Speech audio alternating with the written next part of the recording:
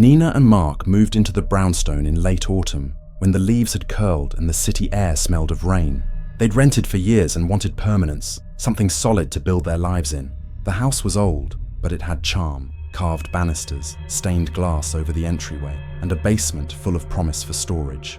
They were too caught up in their excitement to wonder why the price had been far below market. The first weeks were quiet. They painted the living room, unpacked shelves, and joked about creaks in the floorboards. It wasn't until December that the first incident made them pause.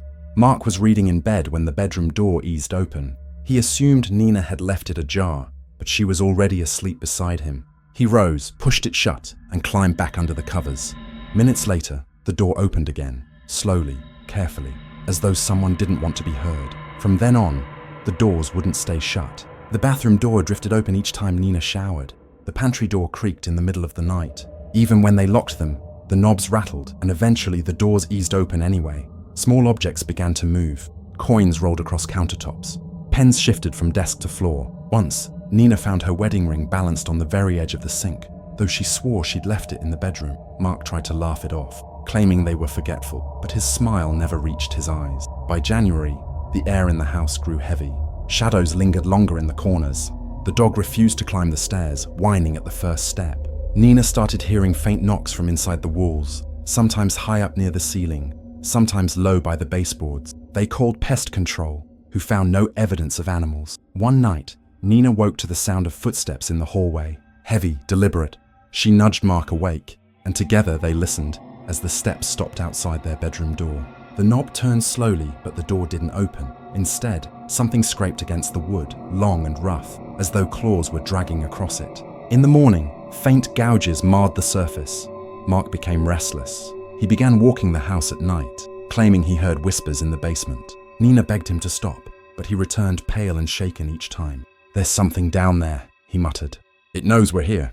They decided to seal the basement door. For 2 nights, the house was silent. On the third, the thudding began. Slow, pounding strikes from beneath the floorboards. Plates rattled in the cupboards. The pictures on the walls tilted. At 3 a.m., the basement door slammed open with such force that the frame cracked. That night, the house came alive. Lights flickered in a steady rhythm, like a heartbeat. The air reeked of earth and rust. In the mirrors, their reflections lagged behind, moving seconds later, mouths opening in silent screams. Nina tried to call the police, but her phone only filled with static. In the living room, the temperature dropped until their breath smoked. Words appeared across the frosted windows. "Stay with me." The television blared to life, showing only the image of the two of them standing in the room, except in the screen version, they were not alone. A tall, faceless figure loomed just behind them. They fled upstairs, clutching each other, but the hallway stretched unnaturally long, lined with doors they'd never seen before. Each door opened as they passed, revealing glimpses of rooms filled with shadows, whispering voices calling their names. Nina swore she felt hands brush her arms, tugging her toward the dark. At last, they stumbled back into their bedroom, slamming the door. For hours, they sat huddled as the walls shook and the floor groaned beneath unseen weight. At dawn, everything stopped. The house returned to stillness, as though nothing had happened. They didn't wait another night. They packed what they could and left, abandoning furniture, clothes, even the dog's toys. But weeks later, when they checked their old security cameras remotely, the feed showed the living room. Furniture still stood where they'd left it, dust already gathering. And in the middle of the room, 2 figures sat huddled on the floor, Nina and Mark, pale, unmoving, their faces locked in expressions of terror. The couple never returned to the brownstone. The house remains empty, though neighbors swear lights glow inside at night. Sometimes, they say, you can hear the sound of doors slowly opening and closing, as if the house itself is still searching for someone to stay. 3 college friends, Maya, Jordan and Elise, signed a lease on the house at the edge of campus because it was cheap, close to their classes, and big enough for each of them to have their own room. The landlord barely spoke when they signed the papers, just handed over the keys and muttered, "Don't use the attic." They laughed about it later, chalking it up to eccentricity. For the first few weeks, the place felt like freedom. Late-night pizza, music loud enough to rattle the windows, the comfort of friendship in every corner.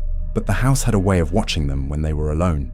It started with Maya, studying at the kitchen table one evening. The overhead light flickered, and in the brief dark she saw a figure reflected in the window, standing just behind her chair.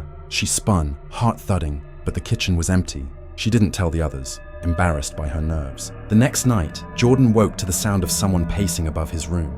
Heavy steps, slow, dragging. He stomped up the stairs, ready to yell, but Elise was asleep, and Maya swore she hadn't moved.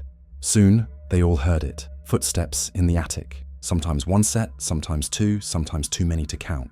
The landlord's warning returned to them, sharper now. Elise suggested they just ignore it, but ignoring didn't help when the noises spread into the walls. Tapping, scratching, then whispers, like breath moving just beyond hearing.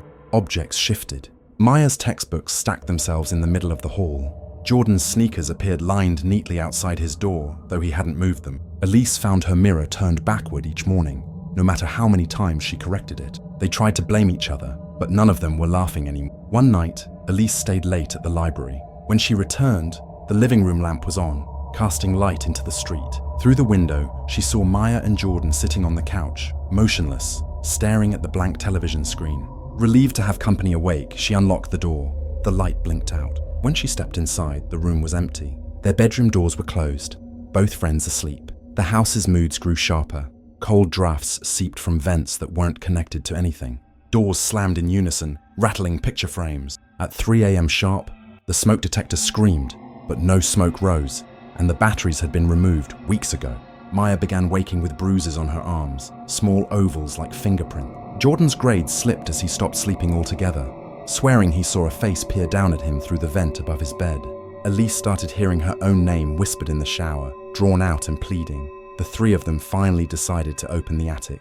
They waited until daylight, armed with flashlights and forced courage. The ladder creaked as they pulled it down. Warm, damp air poured out. The attic was empty except for dozens of cardboard boxes, each one sealed with brittle tape. Maya sliced one open. Inside were photographs, portraits of people they didn't recognize, each marked with dates. Every photo had the eyes scratched out. Jordan opened another box. Inside lay small objects, keys, watches, rings, even a locket still wet with rust or something darker. Elise shuddered, wanting to leave, but Maya pulled free a final photo, newer than the rest. It showed the three of them, standing in their living room, unaware. Their eyes had been scratched out too. That night, the house erupted. The walls throbbed with pounding fists. The lights flashed in a frenzy, shadows crowding the corners. Whispers rose into shrieks, overlapping until they sounded like a chorus of the dead. Maya's door flew open and slammed again and again. Jordan was shoved down the stairs by invisible hands. Elise screamed as her mirror cracked straight down the middle, her reflection splintering into dozens of eyes staring back. They fled together into the yard, shivering in the cold. The house stood silent behind them, windows glowing faintly, though no lights were on inside. They ran to a neighbor's, begging for help, but when they returned with the police the next morning, the attic was empty. No boxes, no photographs, nothing but dust. The officers shrugged and told them to get more sleep. They didn't go back inside. They moved out within a week, leaving furniture, clothes, even laptops behind. The landlord didn't argue, only handed their deposit back with a flat smile. Another group of students signed the lease a month later. Now, when Maya, Jordan, and Elise pass the house on their way across campus, they walk faster, eyes fixed ahead. But sometimes they can't help it. They glance toward the window. And more than once, they've seen themselves staring back, sitting motionless on the couch, eyes dark and hollow, waiting. Renee and her younger brother Caleb moved into the 2-story rental after their mother passed. The landlord said little, only that the last tenants had left suddenly. The siblings told themselves the house was a fresh start. Renee could finish her graduate program. Caleb could recover from a rough year. The first night they shared takeout on the living room floor, laughing at how empty it felt. But the house was already listening. The oddities began small. Caleb noticed the bathroom mirror fogged even when no one had showered. Renee found the refrigerator door standing open in the morning, milk spoiled, though she swore she'd shut it tight. Lights clicked on by themselves, but only in the rooms no one was using. They blamed stress, grief, the exhaustion of moving. One evening, Caleb came downstairs pale. "Did you knock on my door last night?" he asked. Renee hadn't. He insisted he'd heard 3 knocks, slow and deliberate, then someone whisper his name. They laughed it off, but that night Renee heard it too. The knock came from inside her closet. The house grew bolder. Doors that had been locked stood wide open in the morning. Keys slid across tables when no one touched them. At 3:12 a.m. sharp, the smoke alarm blared though the batteries were gone. Caleb stopped sleeping altogether, convinced something watched him from the stairwell each night. Renee began dreaming of figures lining the walls of her room, unmoving, their faces blurred like smudged photographs. She woke one morning with bruises around her wrists, as though fingers had pressed deep into her skin. Determined to prove something rational was happening, Renee set up her laptop to record overnight. In the morning, the file was corrupted, but she managed to catch a single frame before the screen went black, she and Caleb asleep, and behind them in the hall, a tall shadow leaning through the doorway. They thought about leaving, but the lease and their dwindling savings held them in place. The house seemed to know. Its tricks became punishments. When Caleb tried to spend a night at a friend's, he woke at 2 a.m. to find himself back in his own bed, clothes still damp from the rain outside. Renee attempted to stay late on campus but blacked out in the library bathroom. When she came to, she was standing in the house's kitchen, the stove burners glowing red. The basement was the worst. The door would creak open on its own, a rank smell wafting up. Renee swore she heard breathing rising from the dark. Caleb finally descended one evening with a flashlight, determined to put an end to it. He returned trembling, refusing to speak, only muttering, "It isn't a basement. It goes down too far." After that, he wasn't the same. He wandered the halls at night, murmuring to someone who wasn't there. Renee found him sitting at the bottom of the stairs one dawn, staring into the dark, his lips whispering words she didn't recognize. His eyes looked wrong, hollow, like he hadn't slept in weeks. The final night, Renee woke to find Caleb standing at the foot of her bed. He was smiling faintly, but his voice was not his own. "It wants you to come downstairs," he said. She tried to scream, but the air pressed heavy in her lungs. He took her hand, fingers cold, and pulled her toward the basement door. It swung open before them, stairs vanishing into black. The air reeked of soil and rust. She fought against him, finally tearing free, sprinting outside barefoot into the yard. The neighbors found her the next morning, shaking and incoherent. When police entered the house, Caleb was gone. His belongings were still there, bed unmade, phone on the nightstand, but no sign of him. The officers reported the basement steps ended after only 6 stairs, the floor solid concrete. Renee swore she had seen them stretch down into darkness. She never returned. The landlord cleaned the place, repainted the walls, and within weeks had new tenants. But the knocks returned. So did the whispers, the lights, the bruises. Each pair who moved in left sooner than the last. And late at night, passers-by say they see a young man in the upstairs window, staring out with hollow eyes, waiting for someone to follow him back into the dark. Tariq and Omar had been best friends since high school, and after years of cramped apartments, they decided to split the rent on an old duplex that sat just off the main road. The landlord admitted it had stood vacant for nearly a decade, but the price was irresistible and the place looked sturdy enough. They painted the walls, strung up cheap curtains, and joked that the creaky floors and drafty corners gave it character. By the end of the first week, though, both of them had stopped joking. The first incident was subtle. Tariq came home late from work to find Omar asleep on the couch. The TV flickered with static, though the power cord wasn't even plugged in. Tariq shut it off at the switch and went upstairs. Minutes later, he heard voices, low, broken whispers, floating up from the living room. When he rushed back down, the screen was glowing again, and Omar still snored heavily on the couch. Soon the house began to follow rhythms of its own. Every night at exactly 2:22 a.m., the hallway light clicked on by itself. Neither of them dared change the bulb, though both swore it buzzed louder each night. Doors opened with slow deliberation, sometimes wide enough for a body to slip through, other times just a crack, as if something inside wanted to peek out. Dishes clattered in the sink, though no one was near the kitchen. Omar started complaining that his bedroom smelled of earth and damp leaves like a graveyard. He said he heard dragging sounds beneath the floorboards, like someone pulling heavy sacks across the crawl space. Tariq laughed at first, until he too woke one night to the unmistakable sound of nails scratching just under his mattress. Their sleep disintegrated. Omar tossed and turned, mumbling half-dreamed words in a voice that didn't sound like his own. Tariq took to napping in his car, but even there he sometimes woke to see faint handprints pressed against the inside of the windshield, smeared and fading before his eyes. The friends argued constantly now, nerves frayed. Tariq accused Omar of sleepwalking, of playing tricks. Omar insisted the house had claimed them both. Neither dared admit aloud that they saw the same figure.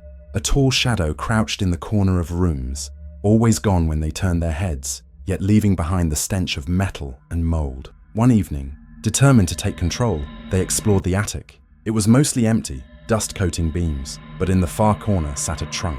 Inside were bundles of yellowed letters, all written in the same shaky hand. Each letter began the same way. To whoever lives here after me, I'm sorry. The letters rambled about noises in the night, voices calling from the walls, and how the writer's brother had vanished into the crawl space and never returned. Tariq dropped the letters back into the trunk and shut it, but the damage was done. That night, the scratching beneath the floor grew violent, loud enough to shake the bed frames. The next week became unbearable. Lights popped and shattered in their sockets. Faucets turned on full blast, flooding sinks. The air thickened with a sour electric charge. Tariq woke to find Omar standing motionless in the hallway, his face blank, whispering, "It's almost time." When pressed the next morning, Omar remembered nothing. The final night began with silence, deeper than any before. No creaks, no hums, only an awful stillness that made every breath feel wrong. At 2:22, instead of the hall light turning on, the entire house went black. From the crawl space below came a groan, long and guttural, followed by the sound of something clawing upward. The floorboards bowed, nails screeched loose. Tariq shouted, pulling Omar toward the front door, but it slammed shut with a force that rattled the windows. The walls pulsed, expanding and contracting like lungs. In the pitch dark, dozens of voices whispered at once, "Stay with us." The boards split wide, and from the gap rose a shape, too long-limbed, its body made of writhing shadow, hands tipped with splinters of bone. Omar froze, eyes wide, lips moving as though answering its call. Tariq tried to drag him away, but Omar wrenched free and stepped forward. The figure bent, and the floor swallowed them both. The boards snapped back into place, sealing without a seam. Tariq screamed until his throat tore, pounding at the floor with his fists. He tore open the crawl space hatch, only to find bare earth beneath, undisturbed. The house was silent again, calm, as if nothing had happened. By dawn, Tariq stumbled into the street, shaking and incoherent. He told anyone who would listen that the house had taken his friend, that it was alive, that it wanted more. No one believed him. The landlord shrugged, muttered about another one gone, and nailed a for rent sign back onto the porch within a week. Now, neighbors swear they hear two voices inside at night, arguing, laughing, sometimes crying. And every time new tenants move in, one of them always disappears, leaving the other to stumble out months later, broken and alone. House was silent again, calm, as if nothing had happened. By dawn, Tariq stumbled into the street, shaking and incoherent. He told anyone who would listen that the house had taken his friend, that it was alive, that it wanted more. No one believed him.